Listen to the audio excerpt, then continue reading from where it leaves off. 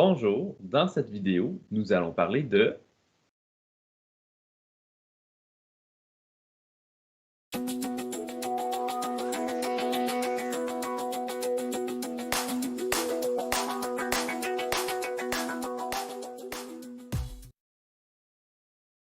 rétroagir à l'intérieur des questionnaires sur Moodle. Visuellement, j'ai plusieurs types de questionnaires de créer. Pourquoi? C'est parce qu'à l'intérieur des questionnaires, il est en mesure de programmer à l'avance la forme de rétroaction que le questionnaire va prendre. Donc, une des premières formes, c'est interactif avec essais multiples. Donc, ça veut dire qu'on est en mesure de créer un test, un questionnaire, avec une interaction qui est avec essais multiples.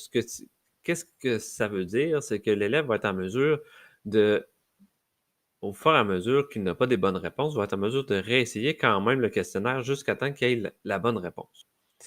Ensuite de ça, on a le mode adaptatif. Le mode adaptatif, c'est que l'élève, il peut réessayer à plusieurs reprises une question afin d'avoir une bonne réponse. Mais il faut savoir qu'on est en mesure, dans le mode adaptatif, d'aller réduire le résultat en fonction du nombre de reprises qui a été réalisé par l'élève.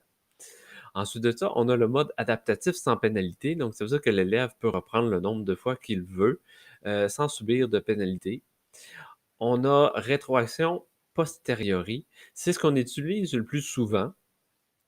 C'est tout simplement l'élève réalise son questionnaire. Au fur et à mesure, il répond aux questions, ne sait pas s'il y a la bonne ou la mauvaise réponse. Et à la fin, complètement, le test lui mentionne avec une rétroaction à l'écrit qu'on va avoir préprogrammé son résultat et s'il a eu les bonnes réponses à chacune des questions.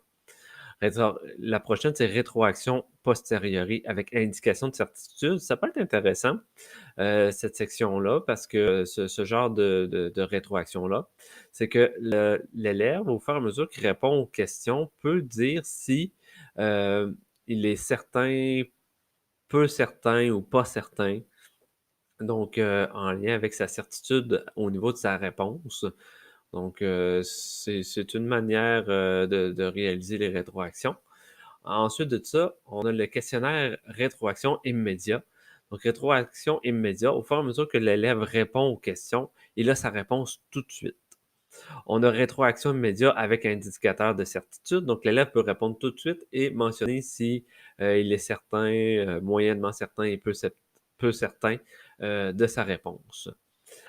Donc là, ce que je vais faire, c'est que je ne vous montrerai pas tous ces éléments-là, mais je vais aller vous en montrer une, puis ça va être la posteriori. Donc, je vais me diriger à l'intérieur des paramètres du questionnaire pour que vous puissiez voir comment il a été configuré. J'ai le nom, la description, le temps qui a été configuré, la note sur 10, la mise en page. Chaque question est différente au niveau. Il y a une page pour chaque question. Et voyez-vous ici, comportement des questions, rétroaction a posteriori. C'est celui-là qu'il faut sélectionner. Chaque tentative complète la précédente. Là, dans ce cas-ci, on pourrait mettre oui.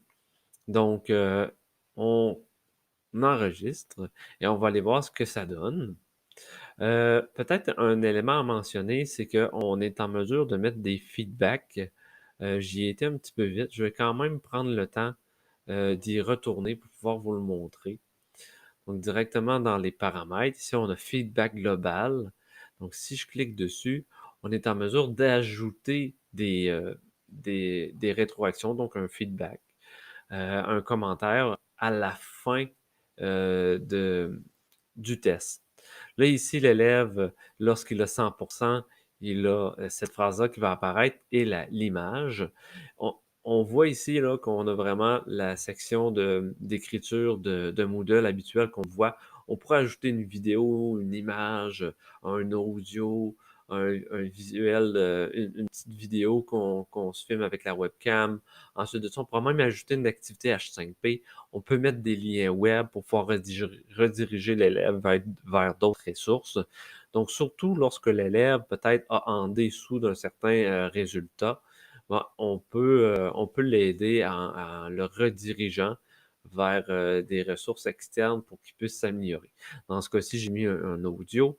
Ici, ben, j'aurais pu mettre une activité H5P comme une vidéo interactive, par exemple. Donc, dans ce cas-ci, j'enregistre. Là, c'est vrai que je me dirige vers la question, vers le questionnaire. Donc, je vais tout simplement faire prévisualisation. Donc, on va tester le questionnaire. Dans ce cas-ci, j'ai une question. Je sélectionne, par exemple, une mauvaise réponse dans ce cas-ci. Je fais terminer le test, tout envoyer, et vous allez voir ce que ça va donner au niveau de l'élève. Donc, l'élève voit ici sa note, un commentaire, une vidéo. Donc, il peut l'écouter, faire en sorte de voir qu'est-ce qu'il peut faire pour s'améliorer s'il y a eu ce résultat-là. Et au niveau de la rétroaction posteriori, on voit ici une mauvaise réponse. Donc ça fait partie de la section posteriori.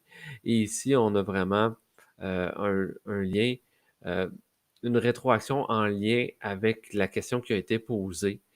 Donc, s'il y a mauvaise réponse, c'est ce commentaire-là qui apparaît. Puis on voit ici qu'on a inséré un lien pour pouvoir aider l'élève à en apprendre plus. Puis en plus de ça, ben, on lui met la bonne réponse dans ce cas-ci.